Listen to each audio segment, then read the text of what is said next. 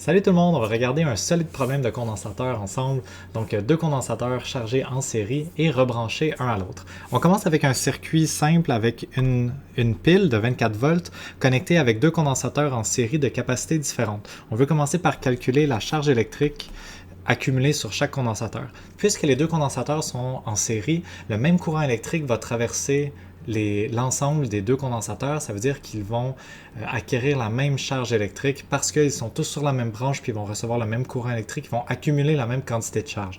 Ça veut dire que ces deux quantités-là ici, c'est une seule question parce que c'est la même, ils vont avoir la même charge, Q1 et Q2 vont être égales. Pour calculer cette charge-là, je vais commencer par trouver la capacité équivalente de mon système. Ici, j'ai juste deux condensateurs. Puis ensuite, la charge accumulée par la capacité équivalente du système sera la même que le Q1, sera la même que le Q2. Donc, c'est parti.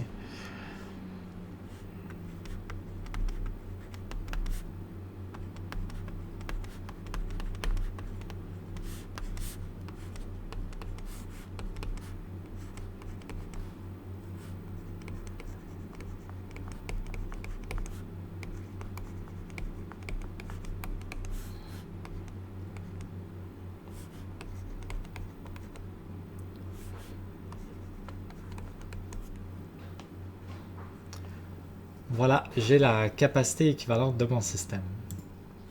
Maintenant qu'on a la capacité équivalente, on va pouvoir calculer la quantité de charge électrique totale que la source a débitée. Fait que pour la source, c'est comme si c'était connecté avec un condensateur de 2.4 microfarad.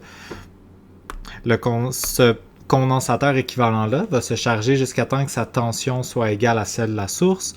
Donc la charge sur le condensateur de 2.4 microfarad, la charge donc totale qui va être débitée par la source, ça va être la tension aux bornes de la source, qui est de 24 volts, multipliée par la capacité du condensateur équivalent.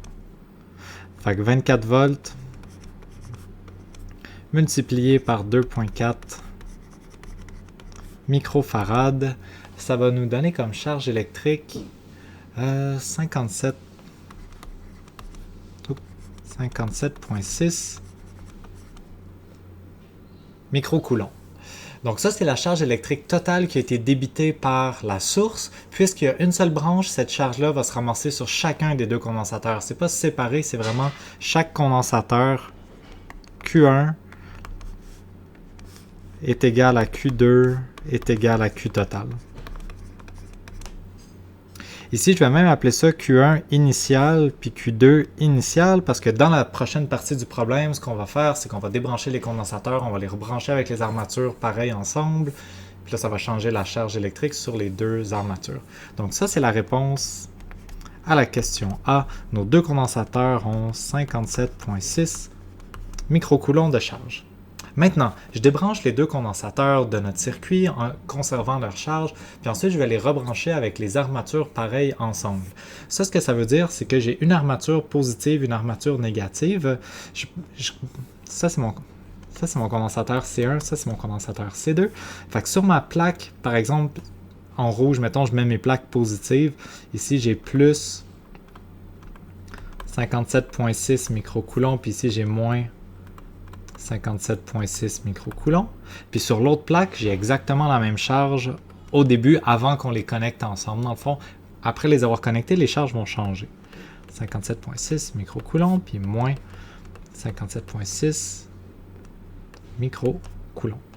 À partir du moment où est-ce qu'on branche les deux condensateurs ensemble, les charges en haut vont être libres de se déplacer d'une plaque à l'autre. Les charges en bas aussi vont être libres de se déplacer. Il va y avoir une espèce de déplacement miroir d'une plaque à l'autre.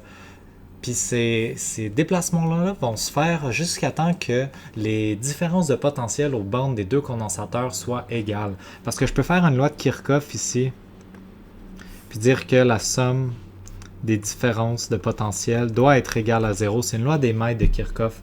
Ça veut dire que, à cause des sens conventionnels puis tout, ça veut dire que la tension aux bornes du condensateur 1 va devoir être égale à la tension aux bornes du condensateur 2. Fait que ça, c'est une de nos équations. Il faut que la tension aux bornes du condensateur 1 soit égale à la tension aux bornes du condensateur 2. Le but du jeu, ça va être de trouver les charges électriques finales, Q1 et Q2 finales pour pour ce problème-là. Fait qu'au lieu d'exprimer ça en termes de tension, je vais remplacer ma tension 1 par la charge 1 finale divisé par la capacité 1 doit être égal à la charge 2 finale divisé par la capacité 2. Donc ça, c'est une équation qui relie les deux charges. Dans cette équation-là, j'ai deux inconnus. Ça va dire que ça va me prendre une équation supplémentaire pour être capable de résoudre mon système d'équations à deux inconnus. Mon équation supplémentaire, c'est la conservation de la charge. Fait que quand j'ai branché mes deux plaques positives ensemble, les charges peuvent se déplacer d'une plaque à l'autre, mais le nombre total de charges électriques ne peut pas changer. Ça veut dire que ma deuxième équation va me dire que mes charges électriques finales, quand je les additionne, fait que ça, c'est ma charge électrique finale totale. Si je veux, je peux me l'appeler Q total. La charge électrique totale finale doit être égale à la charge électrique totale initiale, doit être égale à Q1 initial plus Q2 initial. Fait qu'au total, j'avais 57.6 plus 57.6 en haut. Je peux avoir des charges qui vont aller d'une à l'autre, mais le nombre de charges totales doit rester le même. Fait que là, j'ai vraiment deux équations, deux inconnues. Il me reste seulement à faire de l'algèbre pour découvrir les valeurs de Q1 final et de Q2 final.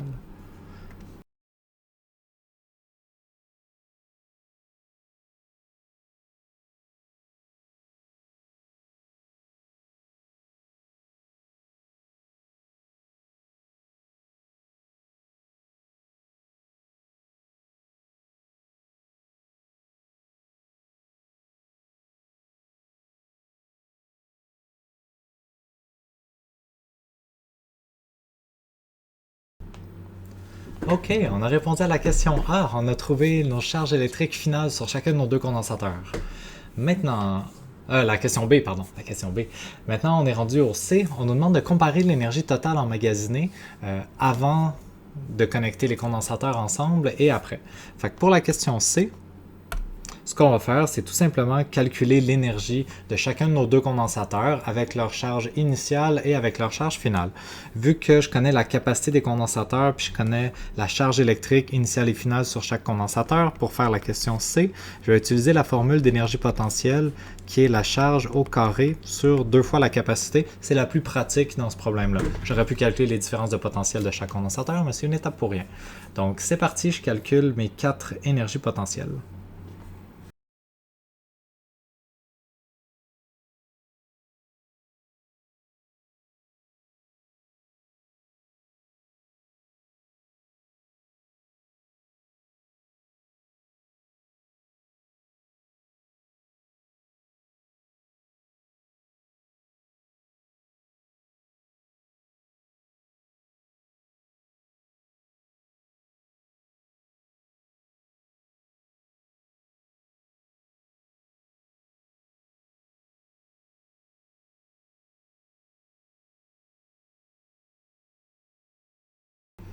Ok, on a terminé les calculs pour la partie C de la question. On nous demande de comparer l'énergie initiale et finale. Puis quand on compare l'énergie initiale et finale, on remarque qu'on a perdu de l'énergie. Fait qu'au début, j'avais 6,61.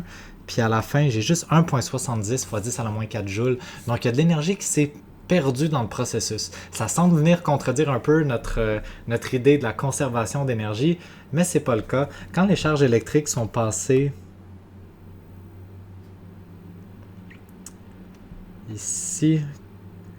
Donc, quand les charges électriques se sont déplacées d'un condensateur à l'autre après les avoir branchés ensemble, les charges électriques sont passées à travers les fils qui n'ont pas une résistance de 0. Ils ont une résistance faible, mais quand même pas nulle. Si on avait voulu faire cette transition-là de façon plus sécuritaire, on aurait inclus à quelque part dans le circuit une résistance pour s'assurer que le courant n'allait pas être trop élevé au moment de connecter les armatures ensemble. Puis à travers cette résistance-là, ou la résistance du fil, il y aurait eu de la chaleur qui aurait été dissipée. Puis c'est là qu'est partie notre énergie qui semble manquer. Fait que pendant ce temps-là, il y a eu une certaine quantité d'énergie qui a été dissipée sous forme de chaleur dans une résistance ou tout simplement dans la résistance des fils. Désolé, on dirait que mon notebook s'est désynchronisé pour une raison que je connais pas. C'est pas grave. Donc, c'est tout pour cet exercice-là. La seule chose que je pourrais mentionner, qui serait comme pour mieux comprendre ce genre de problème-là en général, c'est vraiment que si, dans cette partie-là du problème, dans le fond, si j'avais voulu connecter une armature bleue avec une armature rouge, une armature positive avec une armature négative, ben là, il y aurait une certaine partie des charges qui se seraient annulées plutôt que s'être additionnées. Fait que c'est cette équation-là qui aurait été différente ici. Il y aurait eu une soustraction plutôt qu'une addition ici. Parce que c'est ça, pardon, de l'autre côté, parce que le nombre de charges totales, dans le fond, aurait diminué parce qu'il y a des charges qui se seraient annulées. Donc voilà, c'est la fin de cette plutôt longue question.